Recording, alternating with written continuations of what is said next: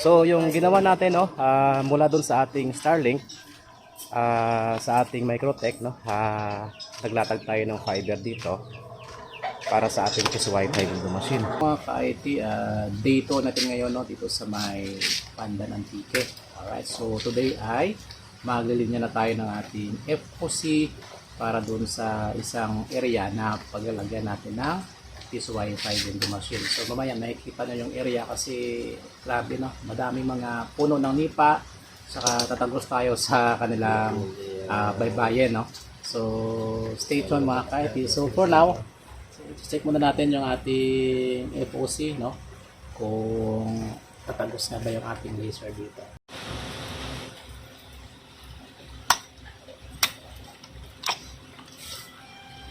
Okay, ayos. So check muna natin yung ating cables no. Dito na lang, baka mayroon ito putol. So try natin. Ayun, so tumagos mga ka-IT ang ating laser. Ayan, so ito na. Ayan, so mayroon. Alright, so start na tayo. So yun yung kasama natin. So doon tayo papunta. Patawid doon sa kabilang area. Dadaan tayo ng mga kanipaan doon. And then tatagos tayo sa may baybayin. Okay. Alright. Tada! Yan, so ito yung area, mga palayan, yan o, puro bukid yung paligid. Alright. So kakatila lang ng ulan dito, so yan yung bukid no. So yan, makapal naman yung, hindi ko alam kung ulap na yan or fog lang. Okay, so dito na tayo sa bahay. So ito yung bahay na tinutuluyan namin. So dala lang anay noy kay makaunta danay.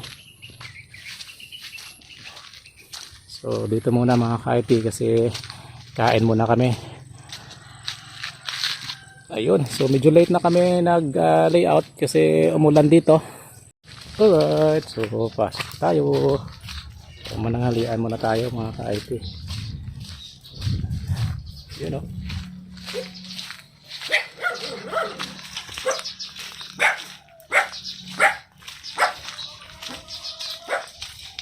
Okay.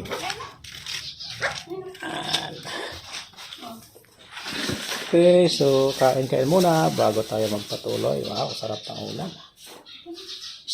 Okay, so dito tayo mga ka-IT. Yan, so mayroon pang water lily oh. Yan, ganda dito. So dito natin padadaanin ng ating cable. Tagos na yan doon no, sa may kanipaan. So grabe yung area dito. Puro bukid oh, puro mga kahoy. Saka yan, kita na yung mga nipa oh. Okay, so ando na yung mga kasama natin oh. Yan, so matinding hilahan to mga ka-IT. Tingnan nyo naman yung ating paligid. Puro mga kanipaan ah. Yan. Wow. So saan na siya koy? Doon na. So yun yung isa. Umihila na. So punta natin. Kas, ito ko lang kunin kinanglan mo. Hagdan ka sa ibit-biton ko. Ayan. Oh, shortcut lang kas. Grabe yung area dito oh. So actually dito yung daan. Pero yung kasama natin ando na. Yan o. So tawid dito sa may kanipaan. So dito lang siya sa kabila. Ayan siya. Ay, lusot mo? Ha? May agyan ka da?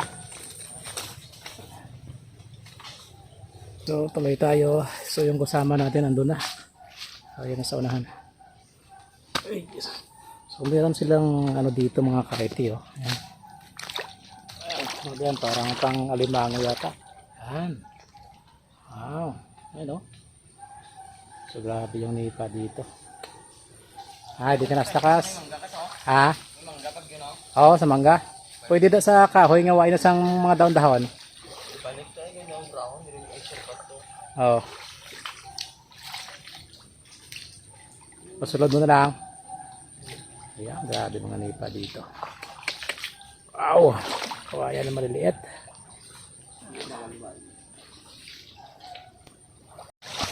Okay, so ayan na. Nakalabas na yung kasama natin isa dito sa may kanipaan. So ayan na siya oh. So dito mga ka-IT, meron na mga bahay-bahay. Yan. So ito na yung pinaka-pinpoint natin na area na paglalagyan ng PIS Wi-Fi window machine. So yun oh. So marami pa yan doon mamaya sa bandang labas. Yan sa may doon sa may covered court nila, doon tayo dadaan. So ito na yung kasama natin. Ito na yung ating hagdan. Hirap ipadaan yung hagdan dito. Yan.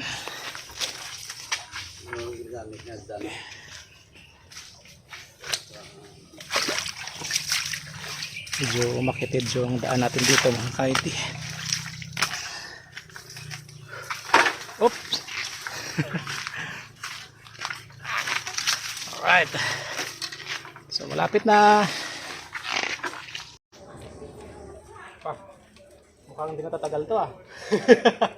Ay, No? Ginapatay. patayin na niya nila. Napatay na to? Oh? Hindi na lang da. Magalaw.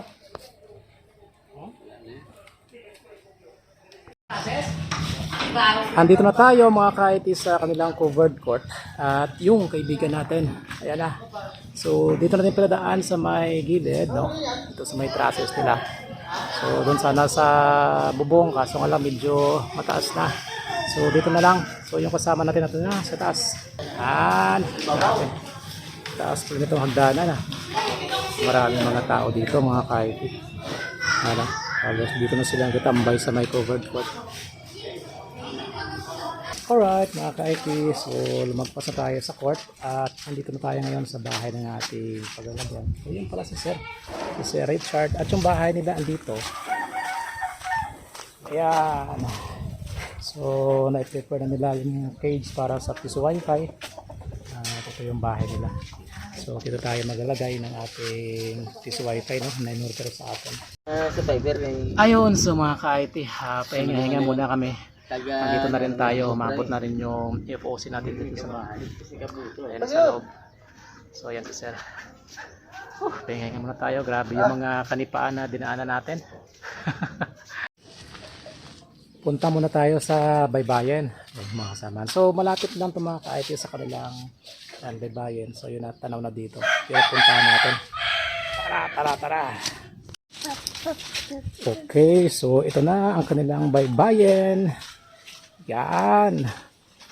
Wow, grabing ganda dito. Oh. Yan. So, ito na ang kanilang Baybayin. Wow, napakaganda. Napakaliwalas ang Baybayin ng Pandan. Tingnan yung mga bundok. Yan. So, napakaliwalas ng tubig dito sa bandang kanan. So, yun. Yun pala mga ka-IT, mayroon dalawang P2P dyan. Ayan. So, isang ginto at saka isang power beam. So, grabe yung mga bundok dito. Oh. Napakaganda. Yan. Ayos na ayos. Wow. So, maliligo tayo dito mga ka-IT. So, doon tayo galing kanina. Yan. Okay, so after natin mag-layout nating fiber, so mga ka-IT, gagawin muna namin yung bahay, no, para sa ating PIS Wi-Fi window machine. So ito na, tayo na dito. So lalagyan na lang ng bubong.